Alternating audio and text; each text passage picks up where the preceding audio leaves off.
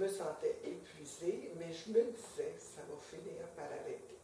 À un moment donné, les choses vont se tasser, mais ça ne se tassait pas très rapidement. Et à un moment donné, en 2010, en fait au début de 2010, j'ai reçu un diagnostic d'un cancer du sein. Et à 3 semaines d'intervalle, mon conjoint avait aussi un diagnostic d'un cancer de la vessie. Ça rajoute au stress. Alors, autre gros choc émotionnel, oui. Oui.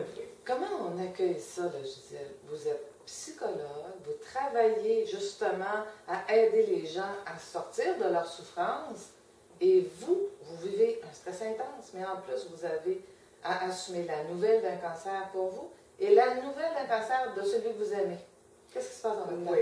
Bien, je vais vous dire, ce qui se passe, c'est qu'à un moment donné, là, on dit, oups, là, c'est assez. Alors, ce que ça a fait, c'est que j'ai été obligée d'arrêter complètement. La vie se charge des fois de nous... de prendre des décisions qu'on n'ose pas prendre, hein, c'est oui, ça? Oui. Alors, moi, je reportais toujours, oui, je suis fatiguée, mais à un moment donné, ça va se calmer. Mais là, je n'ai pas eu le choix. Alors là, il a vraiment fallu que je m'arrête. J'ai arrêté pendant plusieurs mois le travail, évidemment. Et puis là, ça a été la série des opérations, les traitements, de part et d'autre, tous les deux. Alors, on s'est bien supporté là-dedans, mais là, j'ai arrêté, et puis là, je me suis dit, ben là, il est temps là, que tu prennes soin de toi, tu as assez pris soin là, de tout le monde. Mais est-ce qu'on est mieux outillé quand on est psychologue depuis 27 ans, quand on reçoit des nouvelles comme ça? Mieux outillé pour soi, puis mieux outillé pour aider son conjoint? Ben, moi, je vous dirais oui et non. On est outillé parce que moi, j'avais beaucoup de techniques, beaucoup de moyens. Je faisais d'ailleurs personnellement de la relaxation. Je fais du training autogène depuis des années.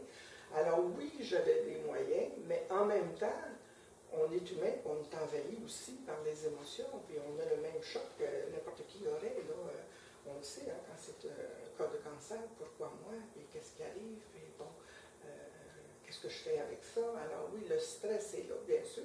Et puis en étant envahi comme ça, ben, on se dit, oui, il faut que j'aille me chercher, là, moi aussi, du support, de l'aide, c'est bien sûr. Oui, parce que tout seul, c'est pas en étant seul qu'on peut facilement arriver à sortir. On a besoin de support, on a besoin des autres. J'ai été bien entourée de ce côté-là, par les enfants, la famille, ça a été merveilleux. Et puis, c'est dans cette période-là, un peu avant le diagnostic, que j'avais reçu un message Internet, on en reçoit des centaines, sinon des milliers. Et moi, il y a un côté, là, ça a toujours été dans ma vie depuis des années, l'intuition. C'est quelque chose, d'ailleurs, c'est quelque chose que j'ai enseigné. J'ai donné des ateliers sur le développement de l'intuition déjà. Puis je sais que quand il y a un petit signe, une petite voix intérieure qui parle, il ne faut pas que je passe à côté de ça. Et j'ai reçu ce message-là, j'ai lu ça, pendant le temps, ça a fait, c'est pour moi, il faut que j'aille chercher ça, il faut.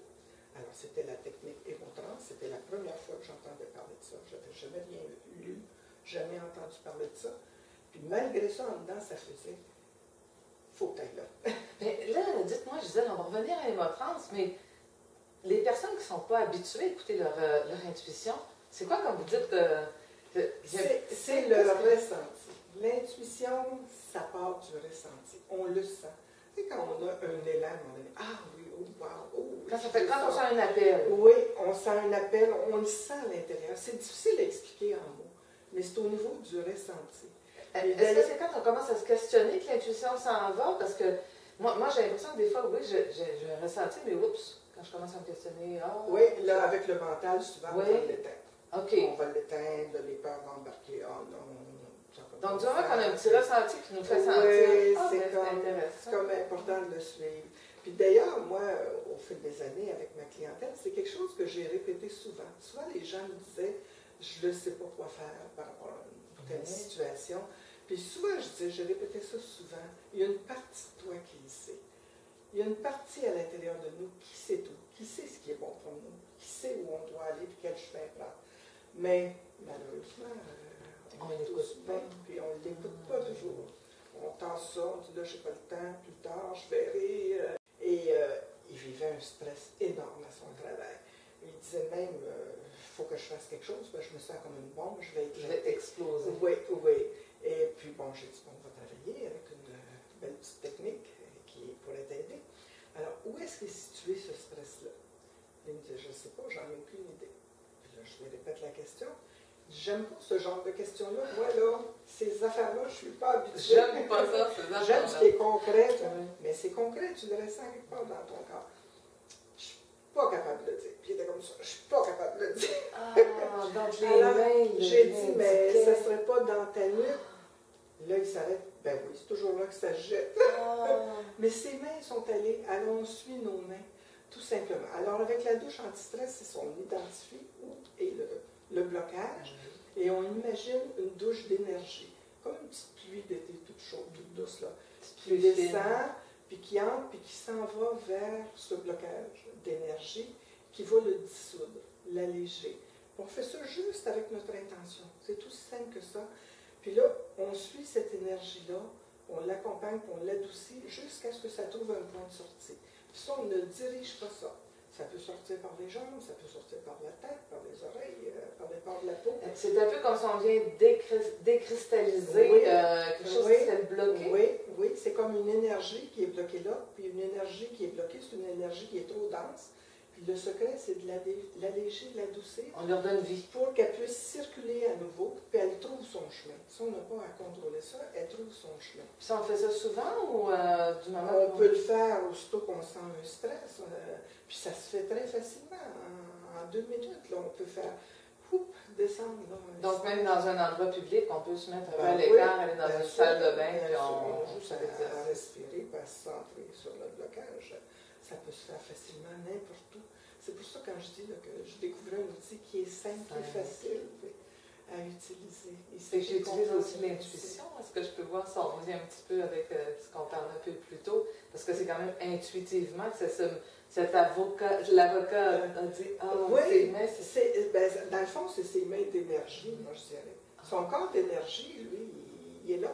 Puis ça, c'est une autre chose qu'il m'avait dit. Ça vient de la même personne, ça, qui m'avait dit, moi, les affaires d'énergie, là, je ne crois pas là-dedans. Puis, mais là, je lui avais dit, bon, ben, prends un autre mot, là, on n'est pas pour se contredire, là. Puis bon, j'ai dit, bon, tu as des pensées, tu as des émotions. Tu es d'accord avec ça? Tu étais tout à fait d'accord. Alors ça, c'est pas palpable. On ne peut pas le toucher. C'est que ça circule en toi. Tu le sens, là, tu le dis, là, ton stress, ça va, là, ça circule. Donc, ça circule quelque part. Appelle ça comme tu voudras. Moi, j'appelle ça de l'énergie, un corps d'énergie, mais tu l'appelles comme tu voudras. Puis, il a embarqué, hein, puis ça a été merveilleux. Mais est-ce que ça se peut que les personnes, parce que moi, les personnes que j'ai rencontrées qui me disaient, ou qui m'ont dit plus souvent, là, moi, ces affaires-là, je ne crois pas à ça. Mais souvent, c'était les personnes les plus attentives et celles qui cherchaient le plus d'informations. Ça se peut, ça? Ben, Parce que ça se fait, puis moi, je dirais que qui y croit ou qui y croit pas, ça se fait quand même. L'intérêt est là. La personne n'a pas besoin d'y croire. Lui, il ne croyait pas du tout à ces choses-là. Puis ça a fonctionné. Puis il l'a gardé comme outil. Hein. Puis je peux même vous dire qu'il m'a dit par la suite qu'à un moment donné, il est arrivé chez lui un soir, pas encore stressé par son travail. Puis là, être patient avec les enfants. Puis son petit bonhomme de 3 ans lui a dit, « Papa, va t'asseoir sur le patio, faire ton petit exercice. Ça va te faire du bien. » La sagesse des enfants. Oui. Alors,